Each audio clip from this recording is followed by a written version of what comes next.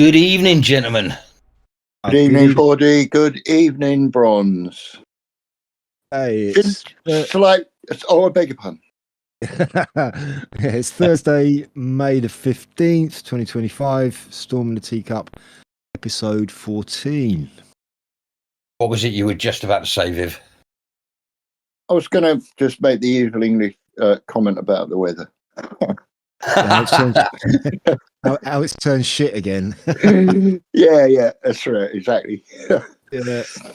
I'll tell you what, I'm going to be rude. I'm going to be rude and throw. I will really want to get this off my chest because it's something that really makes me angry. So let me get it off my chest. This whole Lucy Connolly thing at the moment. And I hate to throw us straight into the deep end before we've even sort of cut the mustard. But yeah, just catching up with that her trial. She was getting seen today, and even to the point that they've put her back in prison while they debate it for tomorrow. So even the injustice of putting her in prison again for another night when there's no need for it, they could have sent her home now. We know what's going to be said about it, and I'm getting so fucking sick of the way this country's gone, guys. Yeah, just for the background info, Lucy Connolly is the wife of the Conservative MP who got jailed for 31 months for posting a tweet after the Southport murders. Just a tweet, and then she deleted it after a couple of hours. Deleted it. Yeah. So yeah, it's two-tier policing all over. But yes, I agree with you. It's just not on. It's terrible. Yeah, it might have been ill-advised, but I mean, excuse me, it was words. Yeah, she admitted that. She said, "Oh yes, I realised it was maybe a little bit over the top." I think she said something about burning down the hotels that the migrants were kept in, or something like that. So it's kind of a bit inflammatory, but like you say, it's words. Freedom of speech. Where is that? What happened to that? Oh yes, we value our freedom of speech in this country. We're very proud of it.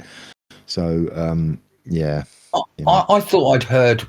I thought I'd read the tweet. I thought someone had said what the tweet was that she'd said, and I thought it wasn't anything that was directly inciting anything, but I can't remember, so I'm not going to say. But even if she did tweet something that was inciting violence, or no, because that's wrong in my head as well. But she was basically, all I'm saying is, even if she was saying I've had enough and we need to kick these people out, that which is kind of the impression I get. And obviously I've just said that, and our stuff goes onto YouTube.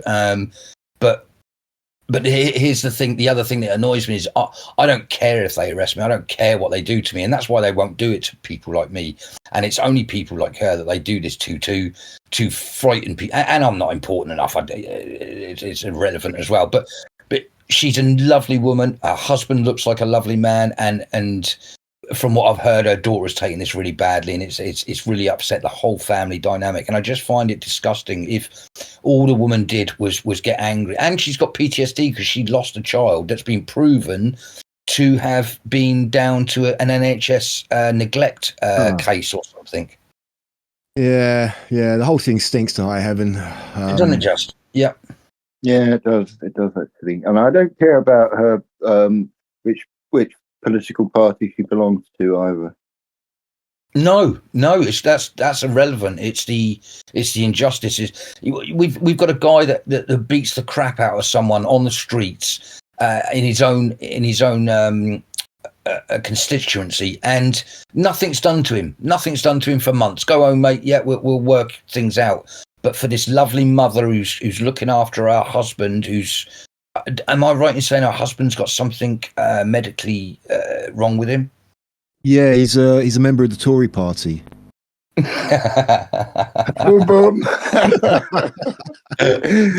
Oh yeah, no, but whatever. I don't know. Sorry. Yeah, I don't know. Starting the dad jokes a bit early, aren't you, mate? Or maybe Dud's jokes are more. Yeah. No, yeah, sorry. I don't know if he's got anything specifically medically wrong with him. So carry on.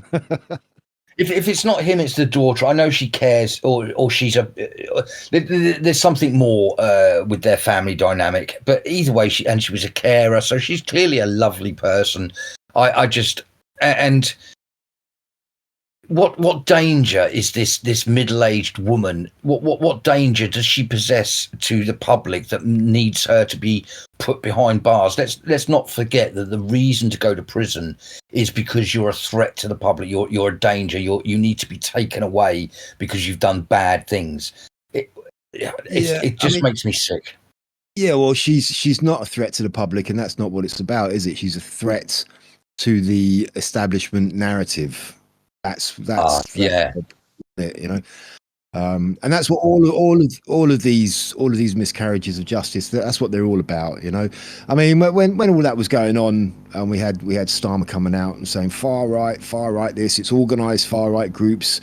And that's now been completely trashed because there's a report from some police organisation which has come out now and said no, that didn't happen. There was no far right organisation ferrying people to these places. These were just local people who are frustrated and annoyed and fed up with this just going on and on and on, and innocent little girls getting brutally murdered all over the place. You know, that guy. And that's why the government got so worried about Southport, was because it wasn't organised, and they went, crap, we've worried these people so much that they've just spontaneously, and again, let's point out, I think what happened there was wrong, and it went out of control. But I would also go as far as to say I can understand why public opinion has got to the point where violence is some people's only way out. I totally understand why it's got to that point. And I think the government realised that and went, shit, we've pushed them too far. They've now mobilised themselves without arranging anything because we've pissed them all off.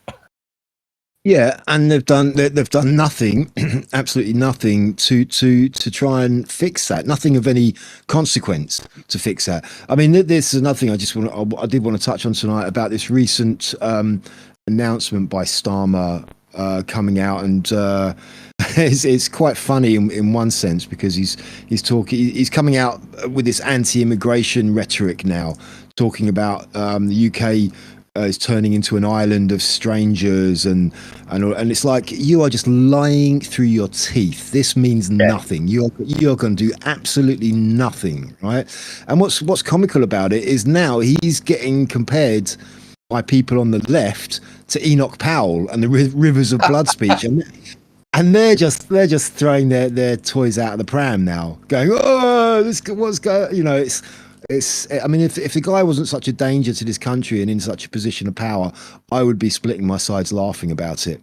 But it's just, if this guy is just an out. He's a sociopath. I'm sure of it. At least, guy has no conscience. He lies through his teeth without any shame or any conscience at all. It's shocking. It's absolutely shocking. He blows with the wind without compunction. He'll take up anything that he thinks is going to play well to the Mockingbird press and the public, because the press because the press haven't been really on his side about this. They've been sort of criticising, especially like the left-wing press. So no, this is you know, he's trying to kind of reform, won big in the local elections, and now he's like, shit, we need to start putting some narratives out there that we're kind of, you know, we're aware of people's concerns, and it's not going to wash. They're going to do nothing, you know. Smash the gangs. Yeah, what are you doing to smash the gangs? Absolutely nothing. Because if you wanted to smash the gangs, you'd go after Serco, who's the biggest gang masters around. Well, yeah. Well, the government is in on it, aren't they? They're complicit. Yeah, they're people smugglers. I thought we were against all that. I thought we were against modern slavery. Funny that they're in charge of all the security on all the hotels that have got all the migrants as well.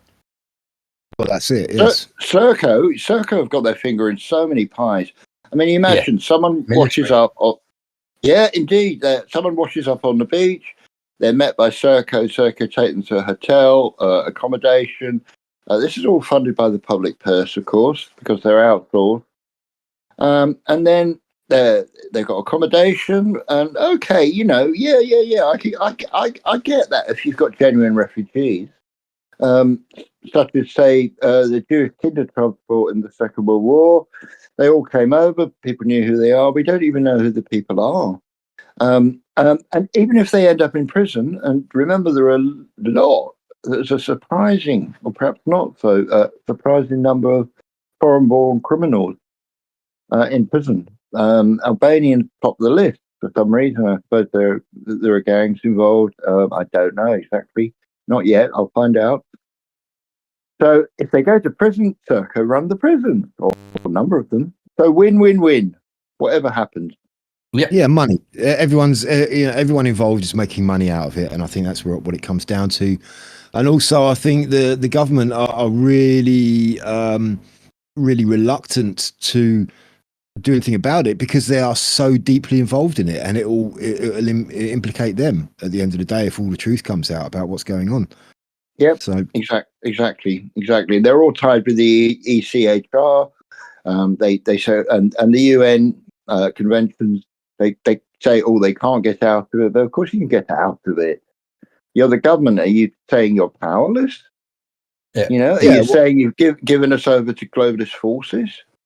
What are they saying? Well, it's quite funny that there's other European countries who are supposedly tied by the same constraints with regards to the ECHR and this, that, and the other, and they turn around and just say no, we're not letting you in, or we insist you must speak English. I mean, Denmark has apparently, I've read something there, kind of clamping down quite a lot on who's coming in and whether they can speak Danish. They have to speak fluent Danish, and so it's only this country which seems to follow religiously the rules of the ECHR, whereas other EU countries just seem to do as they please. So I don't think the ECHR is really the issue here, because quite obviously not every country is following it, and nothing's been done about it. So yes, indeed. Yeah, it is. It's like it's a government above our government, which they're completely enthralled to. Yeah. I just very quickly, sorry, to go back to just very quickly, sorry, to retrack, to talk about Lucy Connolly. Yeah. I think the mistake she made, and she was advised to plead guilty. Shouldn't have done that. A lot of them were advised to do that. They should have pleaded non-guilty. Yes, that's exactly what it was.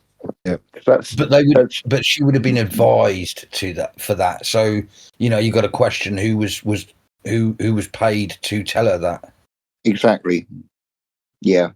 I guess is it that they got her to plead guilty to inciting a violent tweet? Is that kind of what they got her to admit to? Oh, I believe so. I believe so, but I'm not 100% certain. Yeah. Yeah, then we've got to educate the British people that you're not guilty. Yeah, you've got to stop thinking you're guilty. If you've stolen, if you've done something wrong of a basic law, then yes, you are guilty. But even guilty people fight their way out of it. Never ever say you're guilty when you're not. People, like even if a lawyer is persuading you that it's the best way out, that's got to be. You're dropping out 4D. Oh really? Oh okay. Cheers, guys. I didn't know you're that. back. You're back now. Yeah.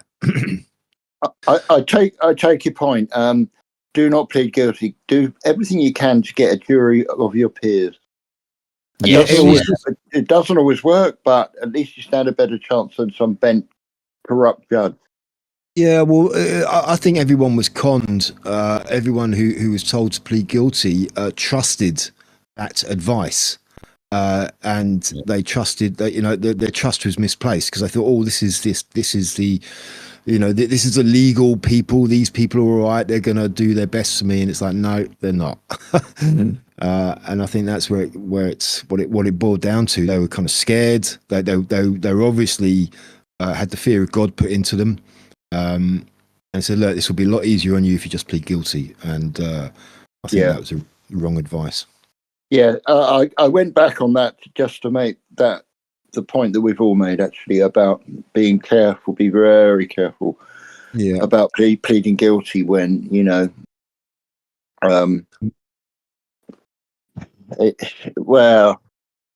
just go for jury trial. Yeah, yeah. If you can. And don't let this scare you into silence either, because that's what they're trying to do to us. And as I've said many times, I will not be silenced. I don't care. But no. Do you know? And I was thinking this today. The best thing Lucy could do is the day she comes out is start arranging a march, because I know she's not going to do that, and I know she'll want to get back to her family and disappear. Poor girl has been through loads, but the best thing she could do would be to get straight back on the streets and go, "Do you know what? I'm going to march about this," because there's loads of us that would come and turn up. I hear that they've done they're doing an appeal for her at the moment, because they've had to sell the family car, they've had to do all these, not only the psychological damage, but actually an actual financial damage has been done to them as well. So I wouldn't be surprised if over the next couple of days we hear that there's quite a few hundred. I hope we hear that there's a few 100,000 being raised for that. Yeah. This isn't going away. People are well aware of this by now, I think, of what's going on, and I think it's only growing, the unrest at the whole situation. And it's quite obvious that the current government are not really going to do anything about it. They're going to put out words, but without any actions. So it's just going to make it worse unless they actually really do something, which they won't. So yeah. As I say, I still think he's been put there deliberately. I think the bigger they are, the harder they fall. I think he is a bad person. I'm going to leave it like that. And I think whatever's coming for him is going to be equally as bad. I call him the Hollow Man. He is. He's. There was I can't remember. Once again, I can't remember. Someone was talking. I think it might have been on one of the Talk TV or the GB News. One of them was talking about someone who used to work for him, and he said he's just. He's an empty suit. He's an absolute empty suit, and he's really horrible to work for. He's really tough to work for. John Major was the grey man, wasn't he? And this one's definitely 10 times worse than even him. Yeah.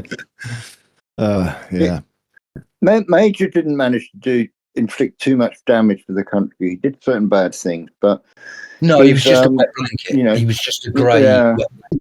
Did he not?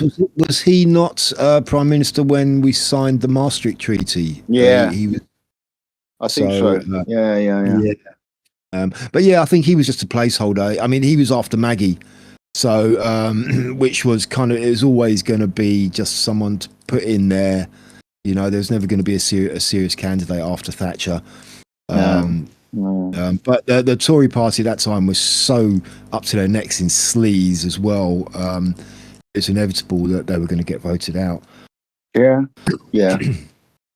It's a bit like putting Rishi Sunak in, and I always remember, I think, defining moment of Rishi was outside number 10 pouring with rain. An extraordinary scene. Why did he not have an umbrella? He looked wet, like a wet, in the political terms. Yeah, that was very strange. That was, that was almost like this has been done on purpose. This is. I've said many times, gentlemen, every single thing you see on TV is done on purpose. So if that's the look they wanted you to see, that's what they made sure happened. Yeah, even if it's raw footage, it's still edited. Don't forget that. Yeah, I mean, it's like I said last week. I just think everything we see now is just theatre. It's theatre with actors. It's all staged. It's all predetermined to fit whatever narrative puppet masters have in mind. So, yeah. And in a neat segue, if I may, did you note that? Thank you. that Sir Lord, whatever he's called, Keir Starmer, a number of properties owned by him were firebombed recently. Oh, that's a shame. Really? Oh dear. Yeah. Thing is, they weren't occupied by him, so someone presumably has a list of his property portfolio. I'd like to see that. Actually, I'd like to know about that. Yeah. Apparently, they were reported as being linked to him. So whether he actually was using them as actual accommodation at any point. I don't know, but yes, I did see another report that it was the police said yes, it's probably an arson attack. But they how did they phrase it? Some kind of they used a specific phrase, but it wasn't like a random individual. It was like an organized group who had done it. Oh yeah. The far right. I was going to say they'll try and say it's the far right, but I guarantee it's a lefty, because this is the problem with that Bellend is he's made a rod for his own back. He's supported all of the little minorities. He's told them he's going to give them the world, and now he's turned his back on them. And it's not normally the right of centre people that do all this crap that they blame us of doing. It's normally of lefties. So I can guarantee it's one of his own that's now attacking him, and I love to see them eat themselves. Yeah, I did see there was a meme that someone put out saying that there's now been a crowd fund to support him with these attacks. Apparently, it's raised so many gallons of gasoline, loads of boxes of matches. Oh dear. Etc. Did you see my post? I put a whole list of possible suspects, which pretty much includes everyone, really. You know, yeah, 70 million people. Yeah, 71 million. Yeah. I'm just popping. I'm popping out to make some dental adjustment. It's potato peeler time, is it, Viv? It's that potato peeler time. Yeah. Okay. Honestly, I've been catching up on loads. I was going to say about the whole Trump's been doing a lot the last couple of days as well, but this whole Middle East thing that he's doing at the moment is quite phenomenal, quite remarkable, actually. Yes, it's historic. This is historic what he's doing. It is massive. Oh, I'm glad you used that word. Yeah, thank you. Yeah, it is. It warrants us doing a whole night talking about it, because there is so much going on that it blows my mind. This is the first time we've had an American president that is openly so against war.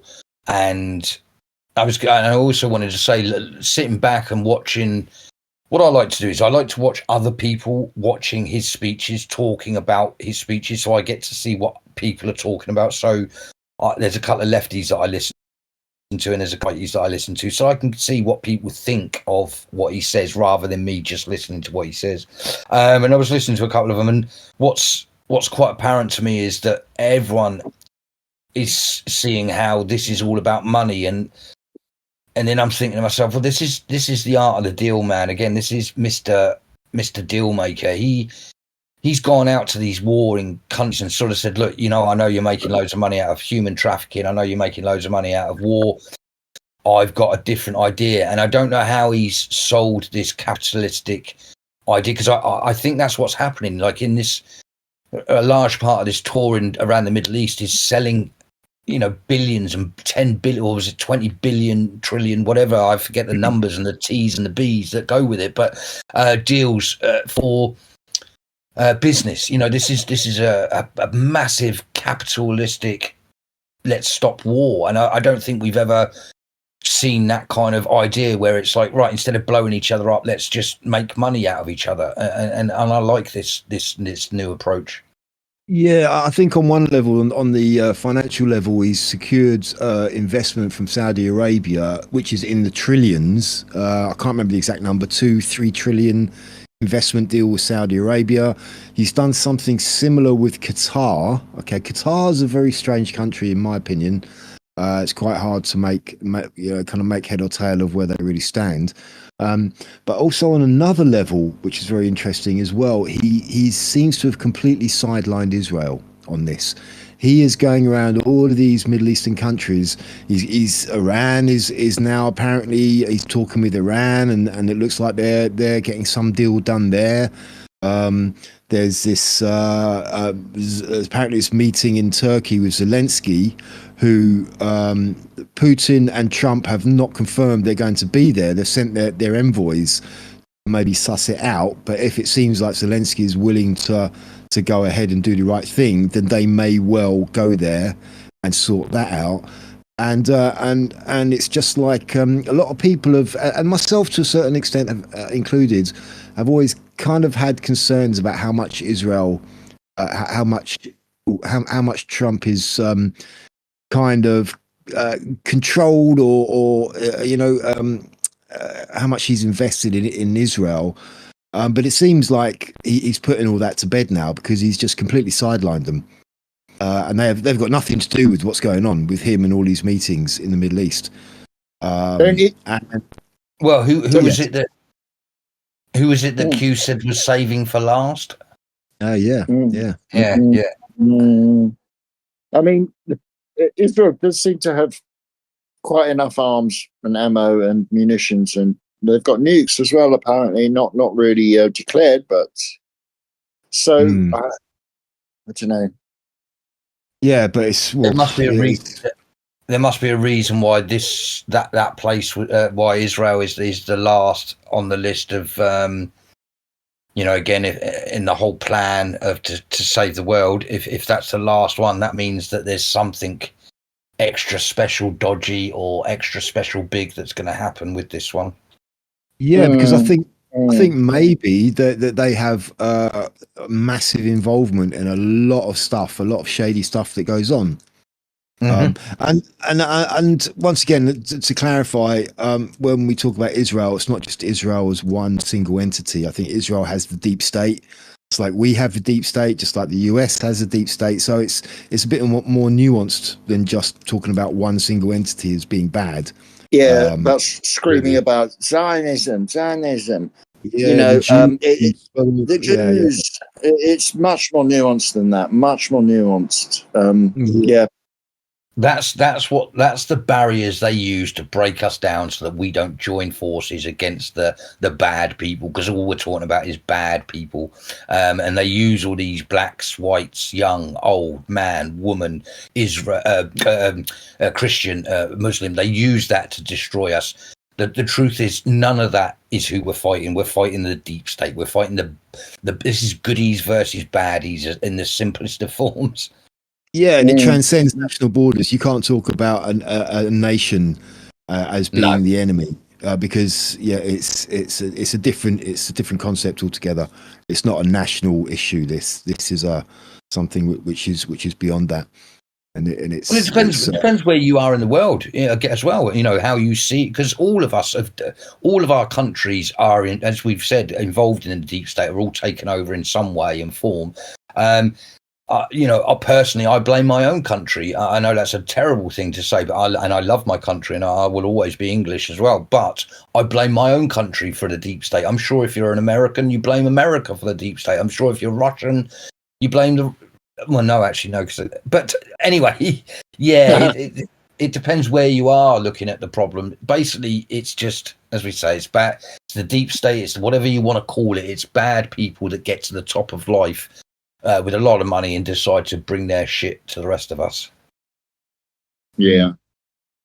It's control, it's power. It's always been the same. We watch the movies about history. We watch Gladiator, and we're marveled at the movie of the man facing Caesar. But it's always been like that. It's always been like that, and it always will be like that. And until it won't always be like that. No, it won't. We have to bring this era of history to an end. From the days of pharaohs, of paying tribute to governments, of having ourselves robbed, oppressed, put down, mocked, used as milch cows to fund these people, these rent seekers in governments.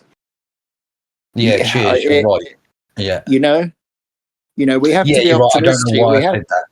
No, I get this. I get what you're saying, and I posted something last night, and I had really bad nightmares afterwards. It was Rajamir, and I wrote a piece about the grooming gangs, and I had a troubled night, and I thought, this is negative. I need to put this down.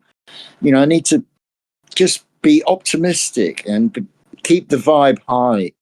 And I do get it. I do get it that it seems like they'll be here forever, and the same stuff goes on and on and on. But but we've got to keep the vibe high, and that sends us on a different wavelength that we like to go on. But I believe in that, and I do a lot of that. Where, as you guys know, I suffer with PTSD. I have the craziest nightmares, and so now I've got into the habit to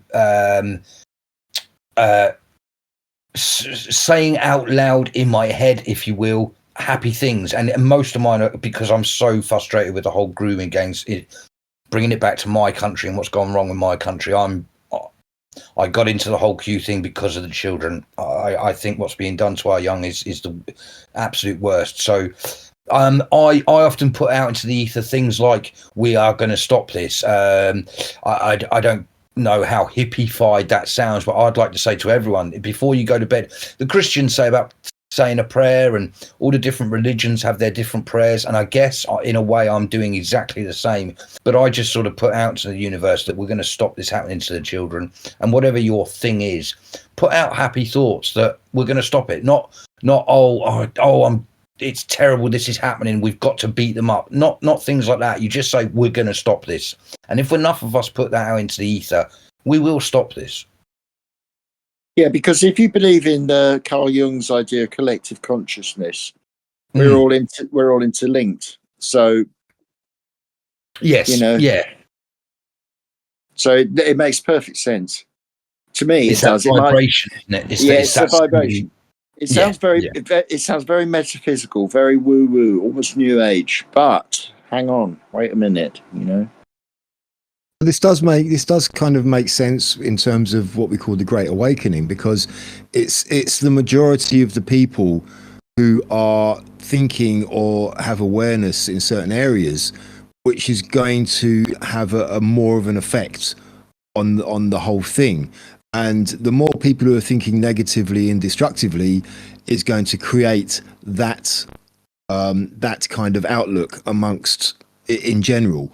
Whereas the more people who start becoming aware and waking up and thinking about, how this thing can be changed and how it can be improved, then it's going to kind of swing the pendulum the other way. So this whole Great Awakening thing is really important in that respect, I think.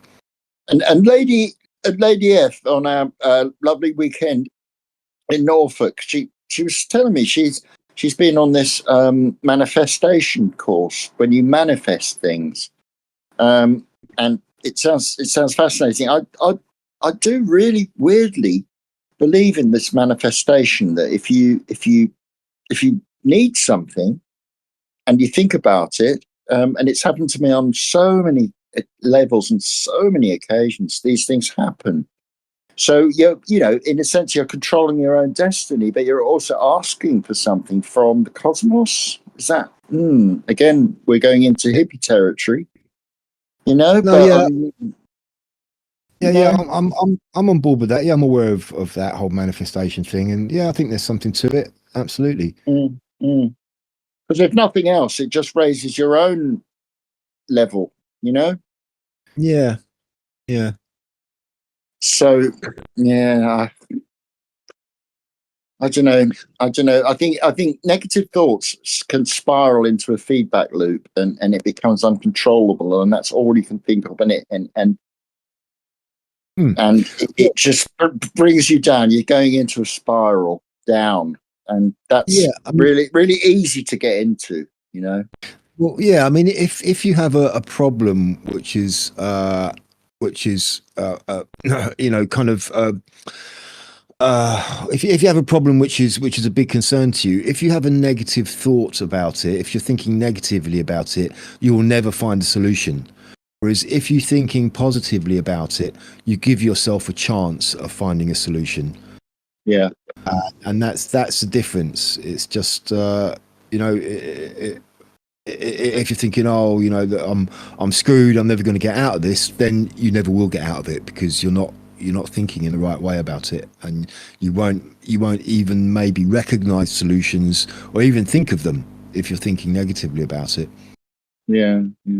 But that sums up that sums up mental health. But the issue or the problem is, and until you've been in a state of depression yourself, you don't realize how difficult it is to get out of that loop that you're in. And it is just a loop. You are, as I've been many a time in my past, from the moment you wake up to the moment you go to bed, you're having a go at yourself, or you're having a go at the world, or whatever it is. And it brings you down. It makes you sad. It makes your shoulders hunch. It makes you that sort of witch in the corner kind of thing, because it's just a negative place to be. And if you can force yourself to have positive thoughts, your face relaxes, your shoulders relax, you notice more about the world. But it's all well and good us saying that, as someone who does still suffer with depression. Sometimes it's not that easy. And also I'd say, like, when we're sort of talking about manifesting these things, I think the problem is we've got into a situation where we all live on top of each other, and everyone's manifesting a bit of negativity. So everyone's then feeding off the negativity. And so that great awakening, as you mentioned, Bronze, I think that happened in 2017, and it has slowly been snowballing on. And it's because you had to have the odd person waking up saying positive thoughts, just to break into the monotony of everyone having negative thoughts, thus bringing more negative thoughts. Yeah. I mean, I was just going to add to what I said, that it is a very difficult thing to get out of. I'm not saying it's easy. Right. Extremely difficult, but just need a bit of effort and a bit of resolve, and kind of maybe a little bit of guidance here and there, just to give yourself the assurance that you're doing the right thing. And because sometimes when you can try and do that, it's very easy just to give up, and you come to think, oh, this is hopeless, and let the negativity overcome you again. Whereas you may have been doing the right thing, you just needed to persevere with it. Yeah. Yep.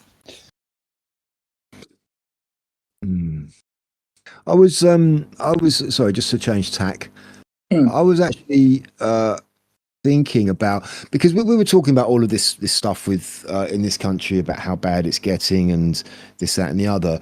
But the sort of stuff that people are talking about now, it's kind of okay to talk about things in a way that a few years, maybe 5 years ago, was almost impossible to talk about. So I've kind of noted the change in that. It's like the grooming gangs thing is being talked about, and Muslim rape gangs is a term which is not really, which is being quite openly used now with regards to that. And many other aspects, and how things are kind of changing in terms of the things we're allowed to say now, the subjects that are being kind of slowly getting out into the mainstream media, which were absolute taboo several years ago, which would never have been allowed to, would have been shut down immediately. And then I kind of started thinking about reform. Okay. And I wonder, I mean, we all know the failings of reform, Farage, we've spoken about that before. But I kind of thought, how different, because the thing that Starmer did, coming out with this kind of nation of strangers and all that's speech that he said. And that was obviously almost a direct result of what reform is happening with reform. And I did wonder if reform wasn't what it is now, if reform had remained a kind of a fringe protest party in the same vein as UKIP or any of these kind of much smaller splinter kind of right wing, if you like, type parties who don't really do anything at all. If they not gained the power and momentum that they had and become the force that they are becoming, what would the political landscape look like now if it was still just the Tories and the Labour and Reform were just a pretty much a political non-entity?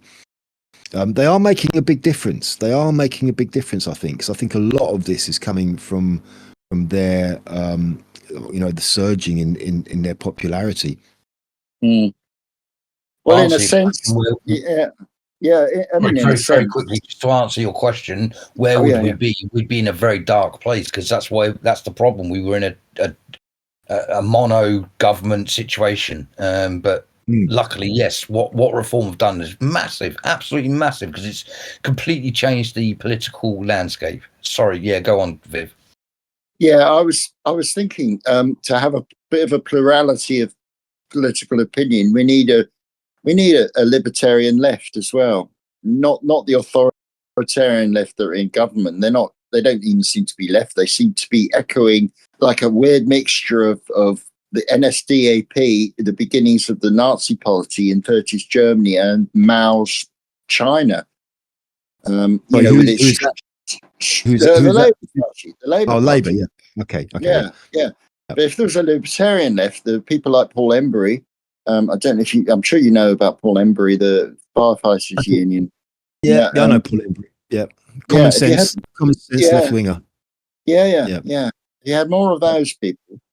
Well, I think the SDP might fit that role quite indeed. well. Definitely. But they just don't seem to be getting any traction or anything. So, but yeah, no. I agree with you. That would be healthier. That would be healthier for sure. And we had proper respectful debates rather than sound bites and shouting across pretend barricades when we know they're all on the same side. We know they're wings of the same bird. Yeah. The thing is, there's going to be a massive void left open because I genuinely think both of those two parties are broken. Then they're not going to come back up. The nails are in the coffin for both Labour and Conservative. So that's going to leave a massive void. And I think, at the beginning of this, we were hoping that Reform would become a protest party. They're not. They're the main running party at the moment. So between now and 2029, I think we're gonna be amazed at new groups that we never even thought. For instance, I think Connolly and what they called UKIP. I think they'll gain some seats and become a lot stronger. I think there'll be another. I think Rupert Lowe might even make a new party, or he'll join UKIP or something there. But and like Viv says, I think we need a different left-wing party that can then fight these arguments out. And I think there will be something. I don't know what it is because I don't follow that politics because I'm not interested in their politics. But I hope something like that does fill the void. Yes. I think the problem, the way things are looking at the moment, is that Farage has said he wants to destroy the Conservative Party pretty much, and by implication, I kind of see that as meaning he wants Reform to become the new Conservative Party, and they're getting Conservative MPs defecting to Reform. A lot of the Reform members are ex-Tories, so it's in a real danger of the Conservatives and Labour may self-destruct and cease to be the powerful parties that they are, but the members within them will probably just migrate to other parties, and they may emerge as kind of the replacements, i.e. the same type of thing. Yeah, that's a great point. Yeah, so that's kind of the danger, I think, at the moment with regards to that. I don't think there may be a void, there may be a complete shift. I mean, it started to happen with Reform. There may be a massive shift in terms of where the power lies, but that power is probably still going to be controlled by the same people up above. So in the end, it may not be a solution. Yeah, indeed. Well, yeah, I've got a funny feeling that Farage is been asked to put a party together that was not really meant to be the party for 2029. I think he was asked to destroy. I think he's done exactly what he said he was going to do. He's just there to destroy the Conservative Party. The Labour Party will destroy themselves over the next 4 years, and then whatever the real parties that are going to be involved will spring up. I genuinely think that's kind of what's going on. Yeah, there's a huge void. There is a huge void. Yeah, I mean, I think with regards to Labour, what a few commentators are saying with regards to Starmer is he's basically alienating all aspects of the Labour base now. Is the more extreme left are pissed off with him because he's not far left enough, and the more moderates are pissed off with him because he's just a clown and he's doing all this ridiculous stuff or not doing anything at all. And so it may well turn out that he gets ousted and Angela Rayner takes over, the deputy, the current deputy, and then they really go super far woke left, which will probably hasten their demise. But yeah, it could get a lot worse. Yeah, I wonder though. I mean, the Labour Party have never had a female prime minister. They don't really seem to like women very much. They're despite having a lot of women, all the lip service. Oh, we need more representation, but it's not about women. It's about the type of women. Yeah, and Rayner is not, to me, very convincing. I think I just don't know. Just don't know who could lead them. I can't see anything really hopeful about that party. It seems like a walking corpse. Diane Abbott. I'd be behind Diane Abbott. Yeah, Abbott the Hutt. That's yeah, I mean, but no, you're right. I mean, there is quite a funny parallel there with the Democrat Party in the US. If you look at them, I mean, they're scrabbling around to find convincing people, and they just don't have anyone. And it's the same kind of deal, with Labour in the UK. They just don't have any credible, convincing people who the public, I think, will really trust and get behind. I mean, I do keep on going on about this. The great sociologist, early sociologist, before it went, the field went a bit weird, was Max Weber, who did a really interesting essay about what it takes to be a political leader. And he said the main thing is charisma. You have to have some form of charisma, which Starmer singularly lacks. It's incredible.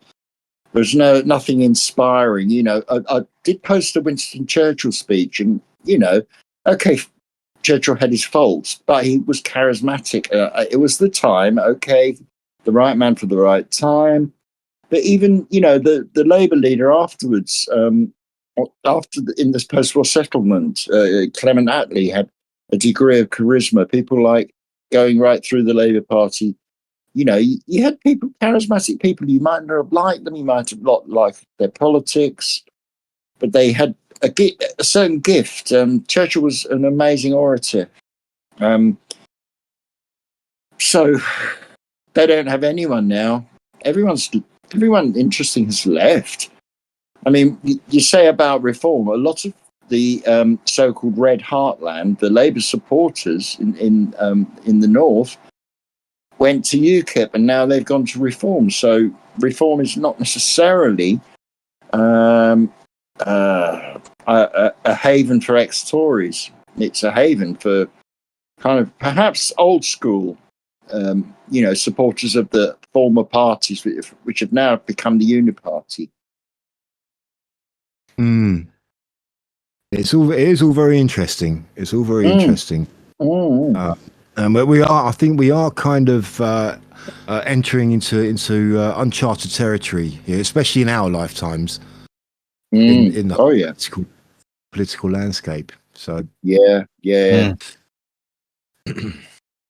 It's all become very, very kind of it's breaking up slowly, very slowly.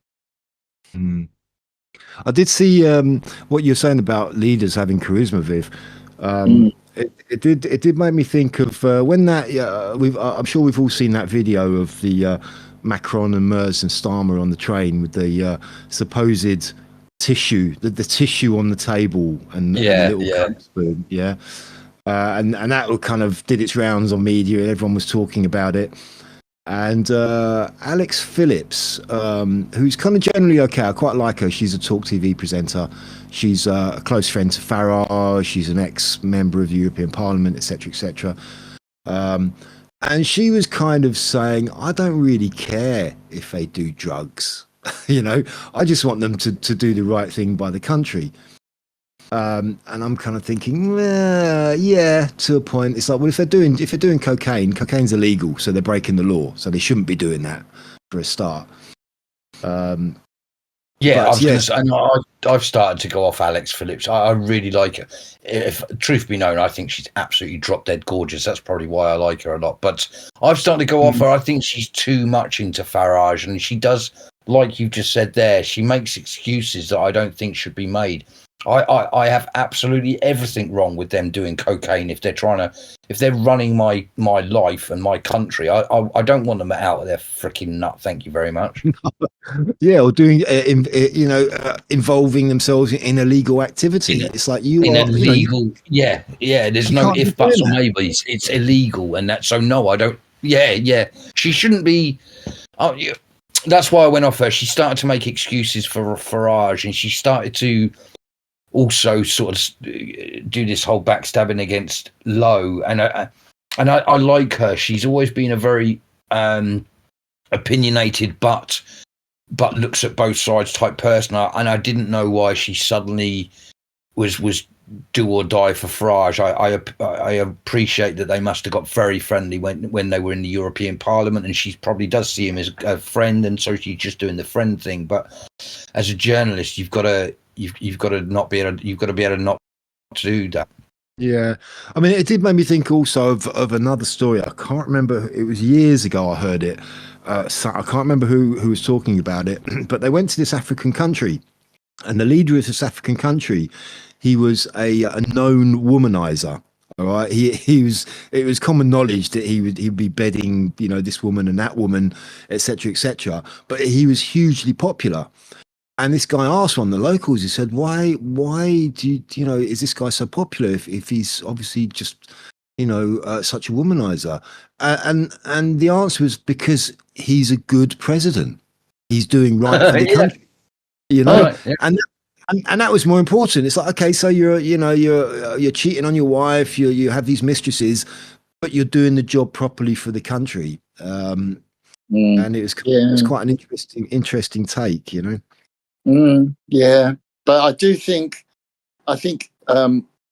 cocaine use is well documented amongst politicians and businessmen and people in all kinds of roles in the city. Sales, indeed. We've spoken about this before. We've spoken about the amount of cocaine that has been discovered in the British Parliament, remnants on toilet seats, on toilet cisterns. So it's endemic. And the problem with cocaine, which I have tried, although I must say it's got to be, my goodness, we're talking a long, long time ago now, 40 years, possibly 30 years, no more than 30 years, 35 years. It does give you this terrible, it just boosts your ego. You think you're just fantastic. You think you're great. And everything you say is interesting, but actually it's not. It's not. You're just talking nonsense. And good so it's but it does it does boost your ego, and it boosts your sense of self-worth, and so in that sense, it's a very, very bad thing for politicians, because they need an element of humility, because they are supposed to be our representatives. They're not. We know that. I've never done any of the drugs other than cannabis, and I don't mind saying it openly, as I've said before, because I was told to go on it by the government because of my military PTSD. So there's that out there in the open. I don't have a problem with that. But I've never done any other drugs, and I was never into drugs. That wasn't my thing. No. I love talking to people that have done all the drugs, because again, as long as you've not obviously taking drugs is illegal when it's first, but if you've not hurt anyone, I have no issue listening to your stories about it. So I've listened to lots of people, and I have a friend who's an ex-raver, and he's from the raving sort of background of the 80s and 90s, and he often tells me how some of his best nights were out of his head on cocaine, and he would say to me that you love yourself, you love people around you. He said, there's no fighting. We all used to just sort of rave and then lay in each other's arms and talk about, talk deep about crap and stuff. And yeah, when I think about the way people have told me what it's like to be on cocaine, as you've just pointed out, I don't want my leaders on that. It's a fake representation of you. You need to be on your need to be on your ball, don't you? Yeah, I mean, to be on the ball. I think it's talking. I think your mate was talking about MDMA, known as ecstasy. That was the main drug during the rave era. Yeah. Cocaine just makes. Cocaine is a completely fake drug. Everything about it is fake. Well, I mean, personally, my opinion on drugs, I think if it grows naturally and doesn't need any processing, it should be acceptable. If it grows out of the ground and you can just take it and use it straight away. If you have to process it in any way, that's a different story. But cocaine does come from a natural source, the coca leaf. It does, but it needs to be processed. It needs to be processed. I know.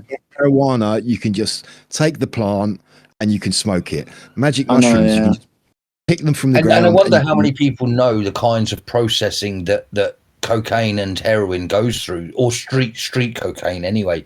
You're talking, for sure. It's petrols, it's diesels, it's drain cleaner.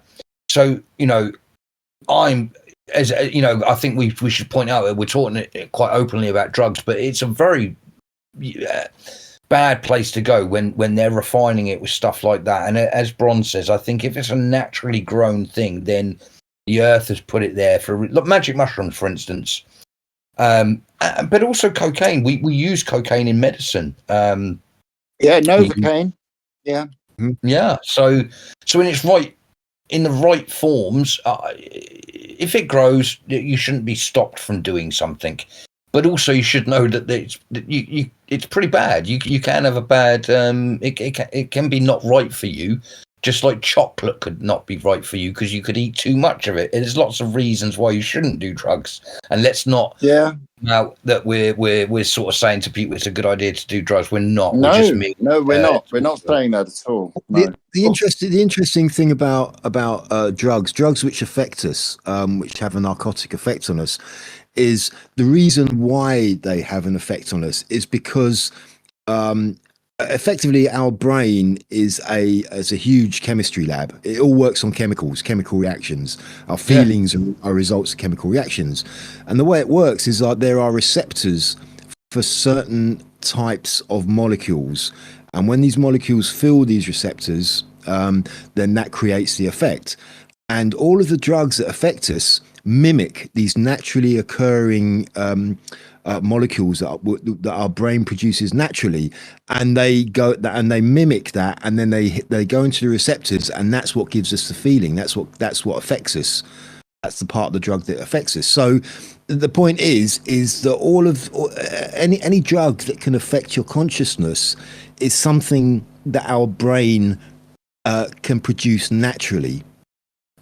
We all have times when we feel euphoric and we feel amazing, and that can be triggered by any kind of event. Okay, but that's a natural thing. Your brain produces it, and it gives you that feeling.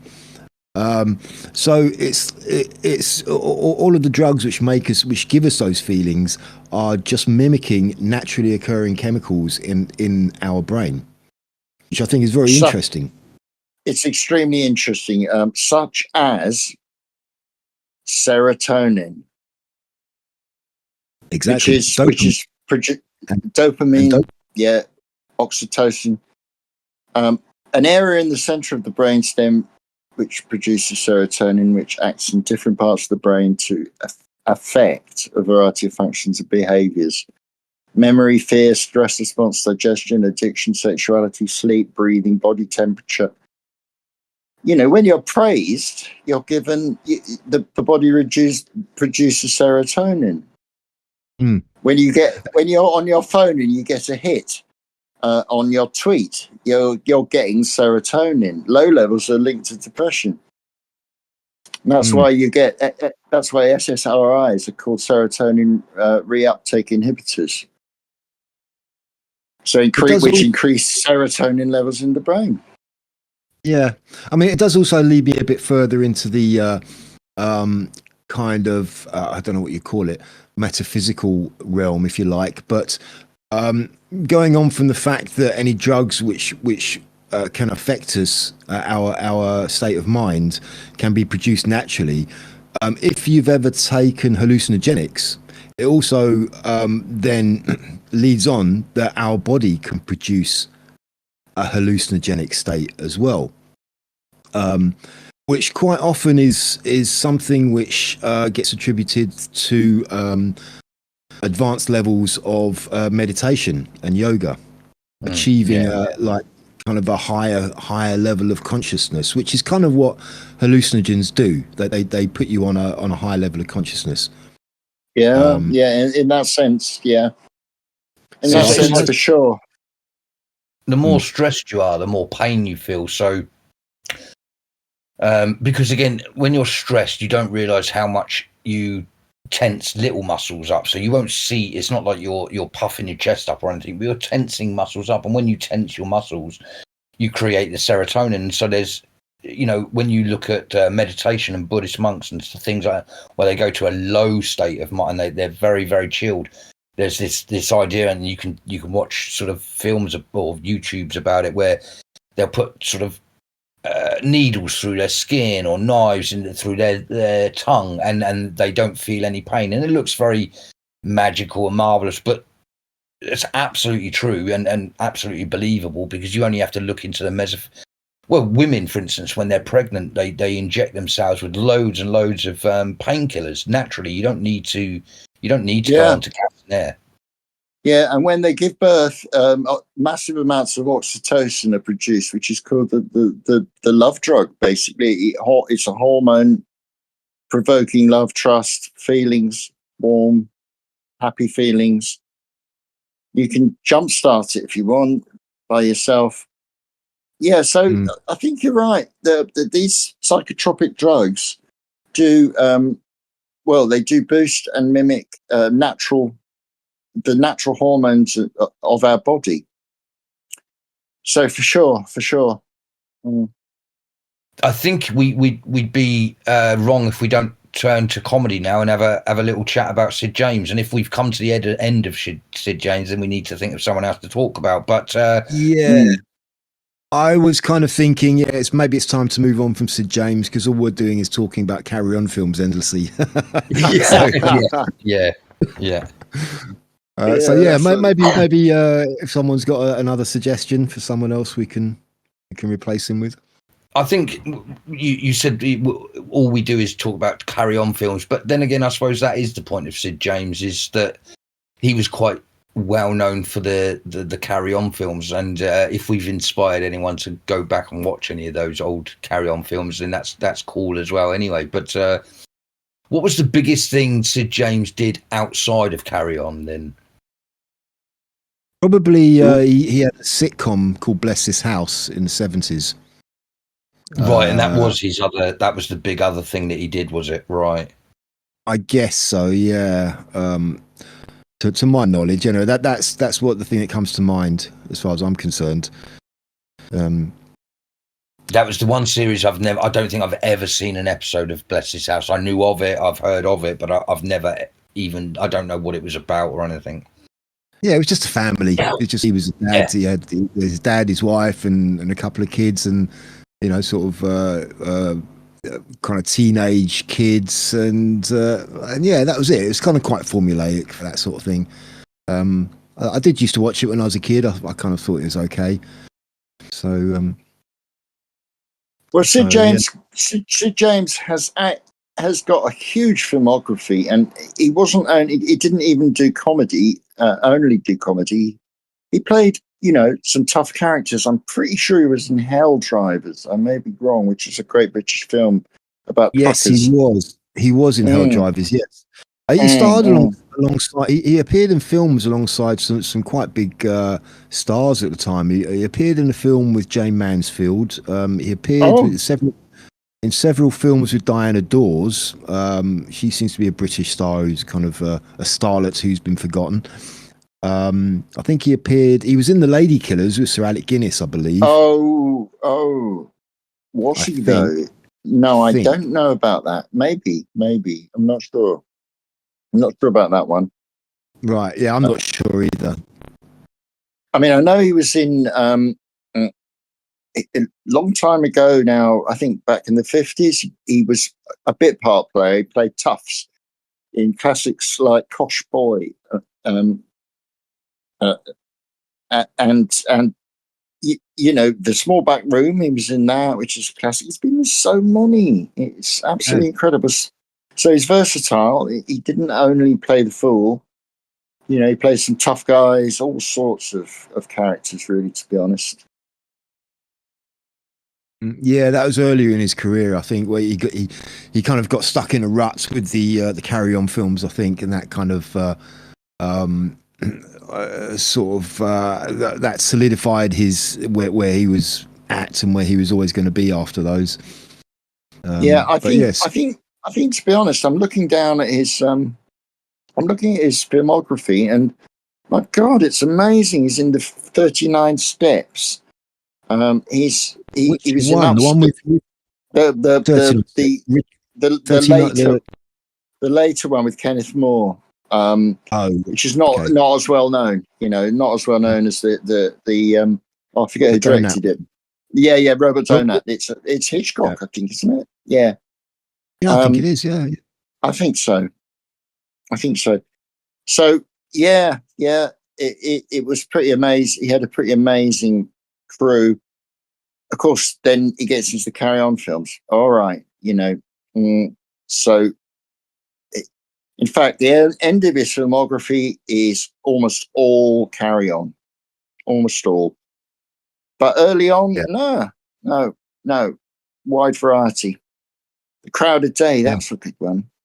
But there's loads. There's absolutely loads. He certainly didn't come out as a comedian. He didn't start as a comedian. That's clearly where he ended up. But no, he's one of your classic. The things we do so well is a sort of character actor. You know, this actor that appears for like 5 minutes but really makes an impression. That sort of actor. Yeah. Yes. Yeah. And he's in the Lavender Hill Mob, which is I think it's a very, very funny comedy. That was the one I was thinking of when I said the Lady Killers, the Lavender Hill Mob. Yes. Yeah, you're right. I don't see Lady Killers in this. Lavender Hill Mob, the one I believe that's the one with the Eiffel Tower. There's a brilliant Eiffel Tower scene. Because all the stolen gold is melted down and sold and made into into tourist souvenirs of the Eiffel Tower. And thanks, Viv. I've never seen that film, and you just ruined it for me. Thanks for that. But that is not the end. You see, that is the kind of key, but it's certainly not the end. No, because it's a robbery. But that's definitely not the end of it. The end of it is it comes a little bit further, obviously close to the end. That's one of those films I actually have seen, but I can't remember because it was so long ago. I kind of quite like those films because you can watch them again and still not know what's going to happen. I know. I've had quite a stressful week, and I'm looking forward to a good comedy this weekend. And I was going on a complete tangent now, but it was because I was thinking of it while we were talking about comedy. Have you two seen the film Death at a Funeral? I've heard of it. Yes. I think I might watch that this weekend. I need a bit of stupid comedy. It's American, so I'm not sticking with British comedy, but it's that slapstick, very, very, very stupid, almost Monty Python type ridiculousness. That are if you haven't seen that one, then you want a good giggle. Watch Death at a Funeral with Chris Rock. Brilliant. Oh, yeah. Right. Okay. Right, you are. I have to just very quickly to go back to the Lavender Hill Mob. It's pretty much the first role of Audrey Hepburn. Audrey Hepburn, right? Yeah. I see why he was the way he was. I was more of a Gina Lola Brigida fan. Oh my goodness! Oh my word! Yeah, yeah. Those Italian actors, the Italian actresses. Oh my word! Claudia Cardinale. Oh yeah, she was in the Pink Panther, wasn't she? Claudia Cardinale. Yeah. She was the original fantastic. Pink Panther with David Niven. Yeah, that was the one.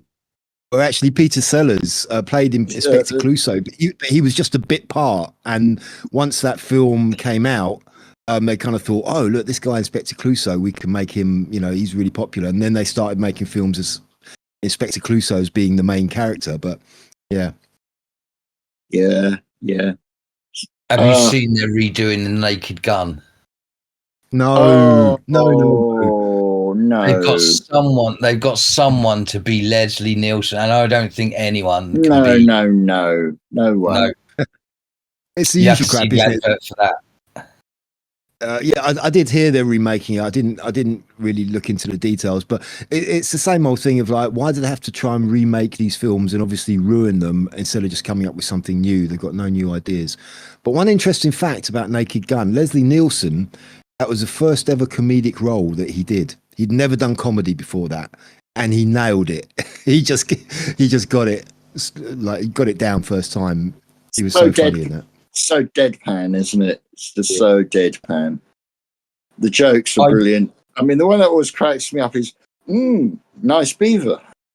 Yeah.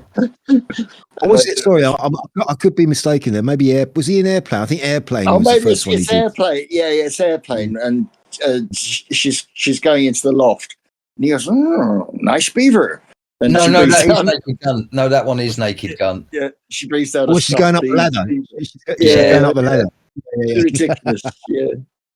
My favourite one, funnily enough, is the science guy. He's always so big you don't see his head. You only ever see his legs and shoulders. And Leslie Nielsen looks up at him and says, "Oh, I think you've got something in the corner of your mouth." And you just see this whole banana fall to the floor. It's that stupidness I love. Yeah. As if he was so big he had a whole banana stuck on the side of his face. Yeah. Tremendous. Yeah. So Leslie Nielsen wasn't in the program that they were taking the Mickey out of then? Was it called Cops or whatever it was called? Yeah, I can't remember what it's called. But no, I think Airplane. No. Oh, I don't think he was. He was right. Because the show that it was taken from, I'm not sure. Was it a comedy show?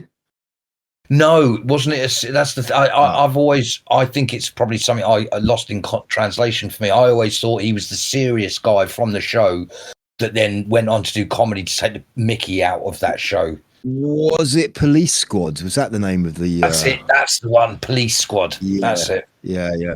I'm not sure if he was in that, but I do know that Airplane or the very first, either Airplane or Naked Gun, whichever came first, that was his first ever comedic role. He'd always done straight stuff before that. Yeah. So I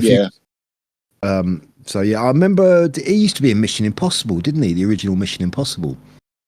Was that Peter? Really? Oh, no, that's Peter Graves. No, that's Peter Graves. Yeah. Sorry. Yeah. It's another one. No, I remember. I definitely remember him from Forbidden Planet, the sci-fi classic from the 50s. He was the commander. I'm just again looking at his filmography. Wow. Yeah, it's all. Yeah, there's no comedy. It's Poseidon Adventure. Yeah. Do you know, it's funny because I'm too young. I thought he was a comedian through and through. I only ever knew him as the Frank Driven. Sorry. Yeah. No, it changes with Airplane. Yeah, in 1980. Right. I remember talking of the Poseidon Adventure, the 70s. It was just the trend for disaster movies, wasn't it? You had to and they were just, I hated them. I really hated. They were just so, you know exactly what's going to happen. It's just the same story in a different setting. Everything, massive disaster, and like the struggle for people to escape. And here we go.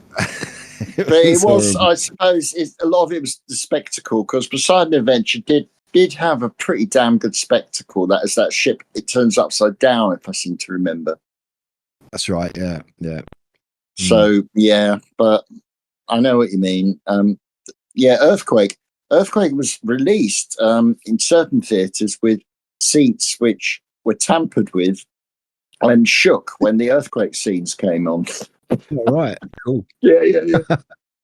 It was also an age of, the cinema, but it was mirrored in the seating. There's a director called William Castle who did a lot of this stuff in his scary films.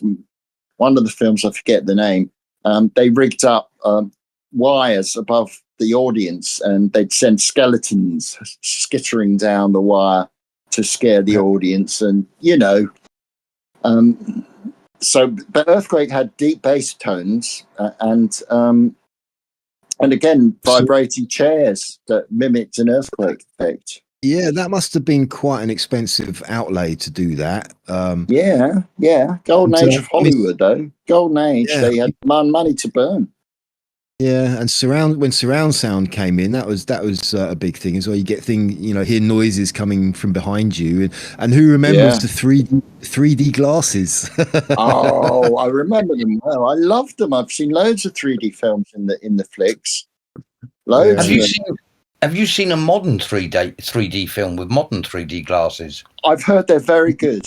Yeah. Oh, it's amazing. Absolutely amazing. When we're talking about those old red and blue, I thought that was amazing. But when you see, I've got glasses here because my DVD player does play 3D films, and I've got a couple of 3D films. My best one is the Avatar one, but it still blows my mind that it can trick my brain into thinking that there's a 3D image in front of me. I love it. Yeah. Well, yeah. I mean, in terms of real life, kind of realistic 3D movies, I think we all live in one constantly, don't we? Yeah. You can't get more 3D or realistic than every single bloody day. Absolutely. And I'll tell you something else. And I think a lot of people say this. When you watch a 3D film, I don't watch it very often. I think I've watched a 3D film probably 10 times, let's say, because you don't half get sick, and it proves that tricking your brain is something the body really doesn't like. Because after a film, I feel not dizzy, but I feel a little bit nauseous, a little bit sick, a little bit. And many people I know don't watch 3D films because it completely sends them off on a bender. So it's funny that our brain doesn't like that. Yeah. Good point. I guess it's certainly worth it for a film. I guess it's the same kind of the equivalent of being seasick. On a rocking boat. You're just not used to it. Your body's like, well, I'm not used to this. I'm going to make you sick now. Yeah, and funnily enough, I suffer really bad with seasickness, so maybe it is my brain chemistry doesn't like it. Yeah. I don't know. Have you guys ever been on a boat when it's in choppy waters? Oh my God! Oh, I have, and I'm absolutely fine. Really? Fine. I've always been. I remember mum and dad. We went. We got the ferry from, oh God, where did it go from? I can't remember, but it ended up in Spain. It goes across it's something like it goes from Portsmouth, I think, or Bristol, or maybe Southampton. I can't remember. But anyway, we got on the ferry and it goes to the northern Spain, Bilbao, I think, or Santander, somewhere like that.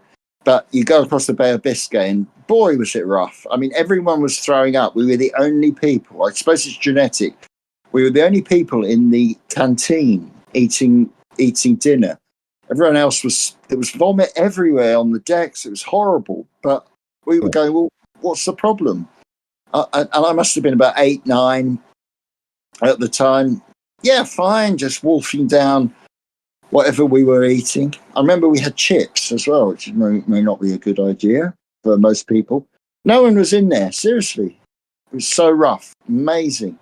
Loved it. My worst one was I was working in a school in Jersey, and it was just a trip over to Jersey, and the water was choppy, and honestly, I don't remember not seeing someone throw up. And my funny image of that traumatic journey, because I must have lost a couple of stone in weight that day. It was absolutely horrible. I'd gone into the toilets, and like you said, it was bloody vomit everywhere. It was an absolute foul situation. I'd gone into the toilets to try and throw up indignity or whatever you want to call it, and I walked into the toilet, and there was a man on the floor, a face on the floor, with all sorts of vomit flooding around the floor, and he just looked up at me and he said, it was something like, "I want to die." And I just remember looking at him. Yeah, genuinely, gentlemen, I looked at him, kind of gave him a nod as if to say, "I know what you mean," turned around and walked away from him. I couldn't. It was that kind of thing. Everyone was just having a really bad time. Oh, that's terrible. I mean, there's nothing you can do. A comedy film. As it is, there's nothing you can do, really. You can't help the fella. You can't, because you're in the same state. Yeah, you know. Yeah. It's. But Lady F told me a really funny story of one of her mates in Kent. Told her someone on a ferry, and they're I'm feeling really terrible. They lean over the side to vomit, and the wind catches it and blows it on all the other people also vomiting, and it's kind of like the wind is carrying the vomit all along the. Oh, it's disgusting, Tor, isn't it? But I had a girlfriend do that on a bloody roller coaster. Oh no. Oh. All over myself. She went all over me and her. Yeah, it was absolutely fucking horrible. I didn't last very long with her either. Bless her. No, bless her. Yeah. When it takes you, it takes you. But I must admit, I'm not much given to vomiting. It's very unusual, you know. I'm not into it either, but unfortunately, I do it a lot. Oh, you do it? I don't. I really don't. My thing is really is heights. I just really go to pieces. I absolutely go to pieces with heights. So right. My friends like that. Yeah. I don't like heights. I don't like heights. I wouldn't call it vertigo. I don't get dizzy. I just don't like heights. Even when it's, you can look up from the ground at somewhere, maybe a 2-story building, and it doesn't look that high. But then you get up there, and it seems like twice as high when you're up there. Yeah, I really like it. Yeah, I like that. Yeah, maybe they're connected. Seasickness and vertigo. I mean, vertigo is not exactly fear of heights. I think it's something like acrophobia. I think is the proper term. I'm not sure. Vertigo is more. It's not. It doesn't mean fear of heights, but it's about the sensation of spinning. So I do get that. But more than that, sometimes I feel the need to crawl on all fours if I'm up high. I'm just, Yeah, no, I don't get any of that. Yeah, just really freaking out badly, and it's ridiculous because I'm safe enough. I know that. Well, I do wonder. I do wonder with seasickness. It is something that you get used to. You know that you talk about getting your sea legs. So it's something that if you're not used to, it can make you feel sick. But if you continue experiencing it, then you get used to it, and it doesn't make you sick anymore. No, disagree. Well, I don't know. I mean, you if you're in the Navy, for example, I'm sure you get used to it. Okay. Fair enough. Yeah. If you don't, you have to leave. Yeah. Well, it would be in your better interests too. Well, maybe it's a bit a deeper. It'd be a deeper thing than if you didn't get used to it. There's something a bit deeper going on there. Maybe, I don't know. And again, I think it's just some people just don't like that feeling of moving when they're not moving. I think it's like heights, like all of these phobias. You're not in charge of what your body decides it doesn't like. I think if we were in charge of it, it would be a lot easier. But yeah, I kind of get that. I used to get that sometimes when I used to take the tube in London, and you get trains in a station, and you'd have them pulling up next to each other. And you'd be on your train and it was stationary, and the train next to you would start to move slowly, and I would get the sensation that I was moving, that wasn't Yeah. the one that was moving, and it's really disorienting. You have to kind of hold on to something because you think you're going to fall, and it's like, oh, I'm not moving. It's the other train. It's a very strange sensation. I used to get it in the car if a bus or a lorry or something large next to me started rolling. If say I'm stopped at the lights and a lorry would start moving next to me to turn left, and I just naturally I'd hit the brakes because I thought it was me moving forward, and it happen nearly every time. If my peripherals, if I saw something large moving, it made me feel like it was still and it was me that was moving. Yeah. Very weird feeling. Yeah, indeed. Oh well. There we go. We've covered a lot today. We've gone from politics to vomiting to comedy. Middle East peace deals. Middle East peace deals. Yeah. I don't know. Is there anything else anybody wants to quickly put out there before we shuffle off? Yes. Assisted suicide is going to be debated. It's going to go out tomorrow. Oh, is it really? rumblings? There are rumblings that it's not going to get through. I hear. We'll see. Obviously, I bloody hope not. I think it's gone through in Scotland. Was it Scotland? I think it's. Oh, Scotland! Come on, people! It's gone Scotland, mental. the brave. Oh, come on! What do you think we do? What do you think the answer is to that, though? Because I have a strong problem with these. There have been stories of people that are in the right frame of mind but are in such a bad situation. Are you dead against anyone doing that? No, but no, but not the state. Yes. Got you. Yeah, I mean, you need to have a completely trustworthy system, and completely transparent, completely trustworthy, completely responsible. Because this is the whole thing about it, isn't it? We don't trust the state to be to use it responsibly or respectfully or honourably. That's the whole crux of it, isn't it? Because we don't trust them. So we need an organisation in control of it who we have absolute trust in, and that is very difficult to achieve. Very, very difficult. Very difficult. I know for a fact, having there are a number of people, not that many, but I've known people, myself included, who've back in the day have had old school doctors.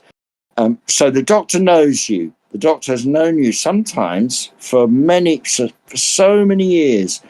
They might have delivered your children, and then you come to the end of your life and you're in terrible pain. The doctor comes around, visits, you're at home. Back in the day before, you were put into palliative. And he just gives you a little bit more morphine. Okay?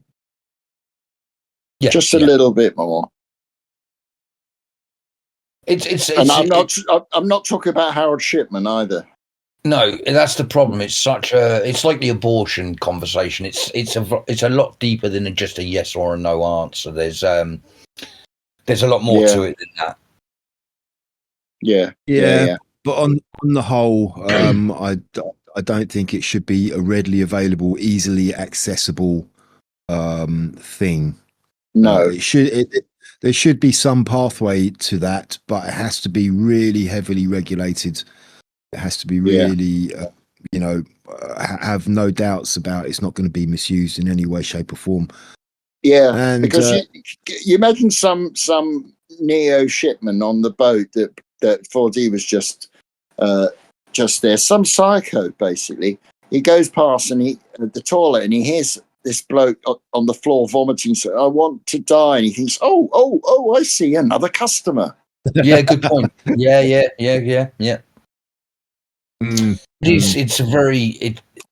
It's why people shouldn't get angry about it. It's a very deep conversation, very deep argument, same as abortion, same as religion, same as politics, same as all of them. It's not just a black and white thing. There's a lot to it. I'm dead against abortion, but obviously I appreciate that there's some situations that warrant such a situation.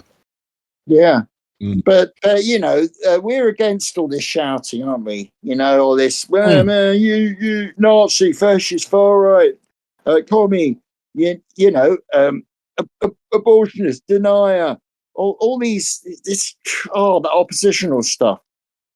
We need to really get back to when we can talk about these things respectfully and agree to differ. Yeah. Mm. Oh, anyway, I don't know. So that goes through the assisted bill. The assisted dying bill is tomorrow. They vote on it in the House of Commons. Is that right? I believe so. Does Yeah. Does it then have to go to the House of Lords, or is it the other way round? I'm really not sure about this. Do you want me to quickly tell you through the wonder of the interwebs? Because the way I feel about this, I feel that there's politicians, MPs, members of Parliament are so compromised now that they could be voting on something like this of such great importance, literally a matter of life and death, and they may not be voting for the right reasons. And what I'm talking about is lobbyists, financial interests, this, that, and the other. Instead of actually voting on it in terms of, well, this is a good thing for the people of this country. When have they done that, Bronze? When have they voted never. for the good of the people?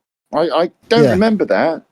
I know what you're saying. No. Look, in Holyrood, 2 days ago, the Scottish assisted dying bill passes the first vote. So Holyrood has said, yeah, let's go for it. Okay. You can.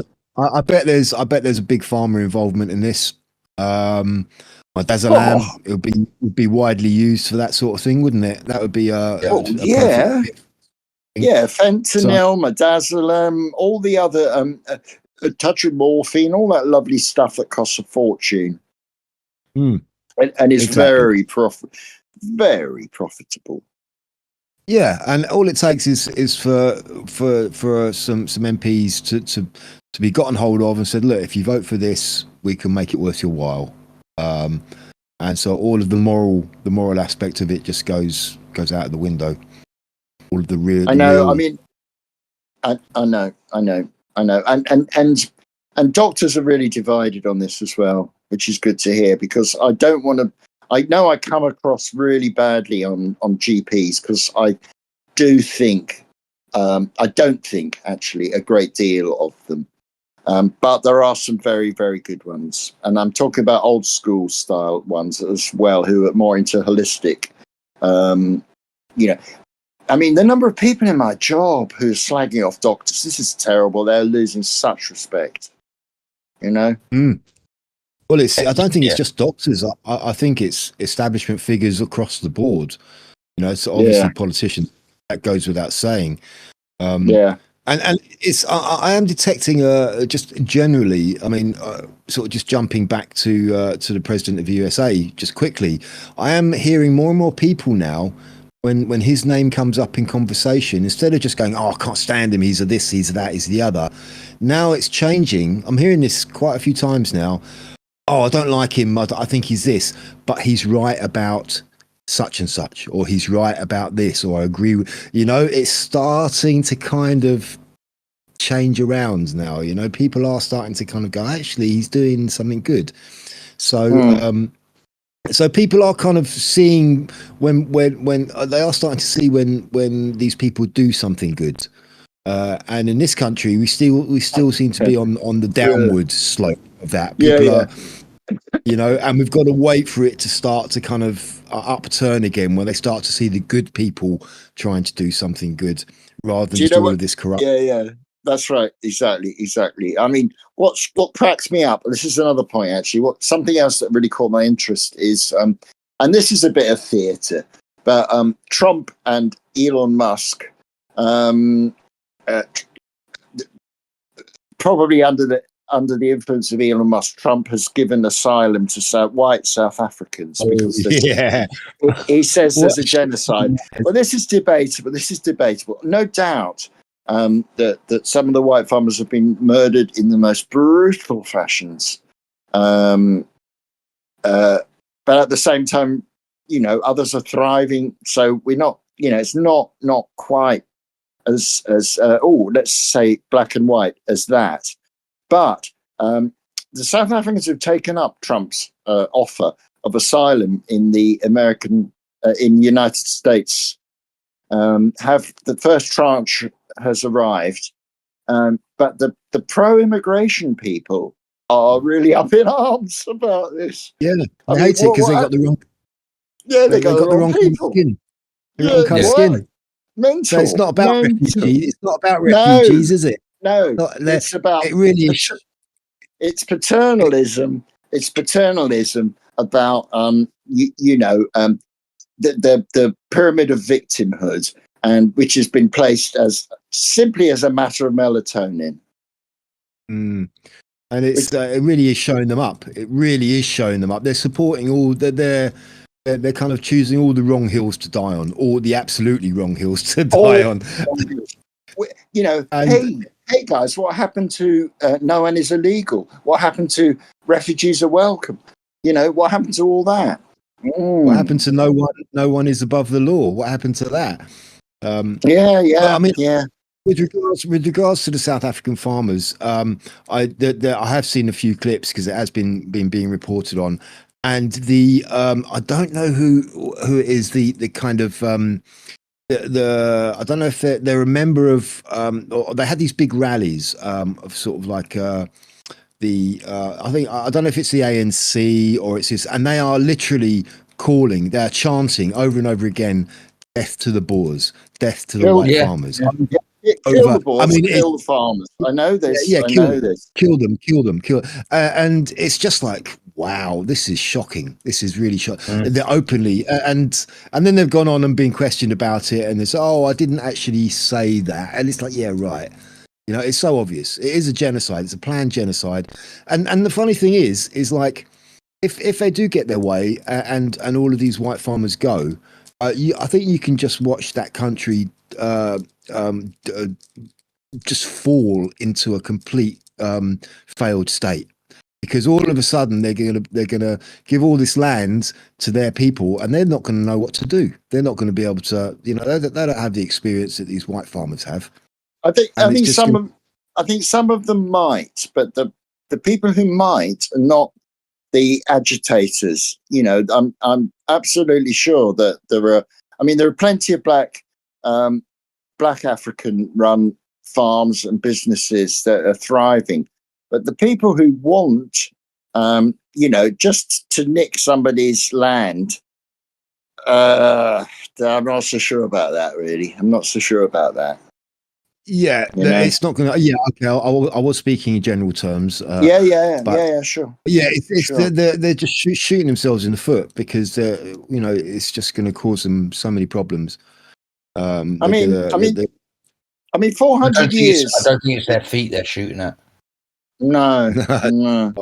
But 400 years is that enough to become an African tribe? Well, the Boers are recognised as an African tribal group. Yeah. So and they're a huge minority in South Africa anyway. Yeah. So it's like ethnic minorities. Support the ethnic minorities. Oh, wait a minute. Oh, hold on. Oh, yeah. Damn. Oh well, I don't know. It does raise a question. It does raise a question about this whole thing about kind of colonialism and this, that, and the other, and sort of reparations for slavery. To bring up an example, it's like, how far back? Where do you draw the line on that? How far back do you want to go with that? Like you said, the Boers have been in South Africa for 400 years. So is that not long enough? So how so what is long enough? How many hundreds or thousands of years do they have to be there before they're recognised as a legitimate a people of that country? It's a bit like someone in England saying some arguments saying, "Oh, well, I'm actual English because I'm Anglo-Saxon, not Norman incomers." No. I can trace my heritage back to Anglo-Saxon. Someone else says, oh no. And it goes back and back. Who's true? Who's the true? This gets really weirdly dangerous, actually. Well, yeah, this is it. I mean, we could, the whole of Europe could now, can we now claim reparations for Italy for the slavery that the Roman Empire, imposed upon us? Yeah. If we can't, why not? Why not? Why can't we do that? So if we can't do that, then there must be a line, an imaginary line that someone has drawn somewhere where it's okay, slavery after this time, yeah, okay, slavery before this time, not okay. It's ridiculous. It's so stupid. Yeah, but then again, there are people who are ostensibly white or white, so-called white. Because I'm not really white. I've got blue bits on pink. I'm sort of more pink and blue, really, to be honest. But anyway, there are people in America who are ostensibly so-called white, but they say they're black because they have this black and these black ancestors, a black ancestor. But that is a bit freaky. It reminds me of the racist one drop law of when America was an apartheid country. So if you had one drop of black blood in you, you were considered black. What does this mean? Is this some kind of Nazi purity law or what? So are they going to claim reparations? Yeah, and the point that has been raised is like there's nobody alive, there's no white person alive today, well, generally speaking, that owns slaves or has owned slaves, and there's no black people alive today who have been slaves, who have been enslaved. Well, I disagree. In Africa, there's certainly, but in the UK, well, apart from imported slaves, I take your point. Yeah, I'm not suggesting that slavery doesn't exist. It does, but I'm specifically talking about in the West now, in the USA, in the UK, and perhaps Europe. For sure. I mean, who's going to get these reparations? Is P. Diddy going to get it, or Jay-Z, or O.J. Simpson? O.J. Simpson? I don't know, man. Mate, it's the truth of the matter is we're all slaves. We're all enslaved. They just put us against each other so that one slave thinks they're more slave than the other slave. Yeah. But gentlemen, I'm gonna pull the reins in because we've kind of gone past our 10 o'clock our curfew, gentlemen. 4D needs to go to the toilet. That's what it is. Yeah, I know. It's not this time, but my loins do get to that point about this time now. Yeah. All right. Yeah. Okay. I've just got to say I have had a very bad diagnosis this week. I don't want to, get too heavy about this, but I've been diagnosed as colourblind. Oh, that's tragic. Right. I know it really came out of the purple.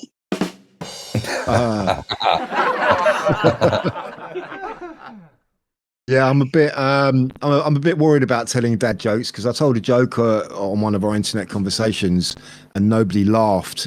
So I guess I'm not remotely funny. Oh, that's a good one. Oh, boom, boom, boom, boom.